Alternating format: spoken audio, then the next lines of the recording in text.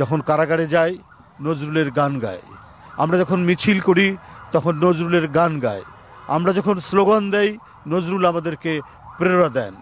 কাজী নজরুল ইসলামের ৪৮তম মৃত্যুবার্ষিকী। এই দিবসটি অত্যন্ত তাৎপর্যপূর্ণ বাংলা ভাষাভাষী মানুষের কাছে। পৃথিবীর যেখানে বাংলা ভাষাভাষী মানুষ রয়েছেন তারা এই দিনটিকে গভীর শ্রদ্ধার সাথে স্মরণ করেন। আমরা যার সাহিত্যকর্মের মধ্যে দিয়ে পেয়েছি কিভাবে অন্যায়ের বিরুদ্ধে, বঞ্চনার বিরুদ্ধে মুক্তি লাভ করা যায়, সেই মুক্তির পথ যিনি দেখিয়েছেন তার কবিতা, গানে, সাহিত্যকর্মে তিনি তো এক অনন্য বাংলা ভাষার অন্যতম প্রধান কবি। একদিকে যেমন তিনি অন্যায়ের বিরুদ্ধে বিদ্রোহের কথা বলেছেন, অপরদিকে আবার তিনি চিরপ্রেমের কবি। এইরকম এক অসাধারণ বৈচিত্র্যের সম্মিলন আমাদের জাতীয় কবি কাজী নজরুল ইসলাম। তিনি বাংলা সাহিত্যে তার অবদানের মধ্যে দিয়ে গান, কবিতা, গল্প,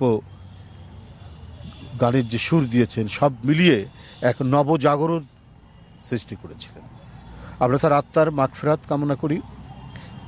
আপনারা জানেন যে গত ছাত্র জনতার যে আন্দোলন, আমাদের কোমলমতি ছাত্রছাত্রীরা এবং জনতা সম্মিলিতভাবে এক ভয়ঙ্কর দানবীয় স্বৈর শাসকের পতন ঘটিয়েছিল।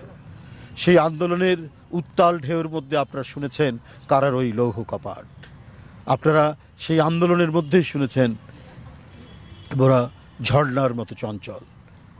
আপনারা সেই আন্দোলনের প্রতিটি ক্ষেত্রে এক অভূতপূর্ব আত্মদান যারা করেছেন, সেই ছাত্রছাত্রীরা তারা উদ্বুদ্ধ হয়েছিলেন গণতন্ত্র মুক্তি, দেশের মুক্তির জন্য নজরুলের গান শুনে, নজরুলের গান গেয়ে। বন্ধুরা, আজও আমাদেরকে প্রেরণা দেয় অত্যাচারীর বিরুদ্ধে কিভাবে লড়াই করতে হবে। আমরা তাই যখন কারাগারে যাই নজরুলের গান গাই, আমরা যখন মিছিল করি তখন নজরুলের গান গাই, আমরা যখন স্লোগান দেই নজরুল আমাদেরকে প্রেরণা দেন, আমাদেরকে যখন বন্দি করা হয় তখন নজরুলের গান, কবিতা সকলই আমাদের বুকের মধ্যে অনুরণিত হয়।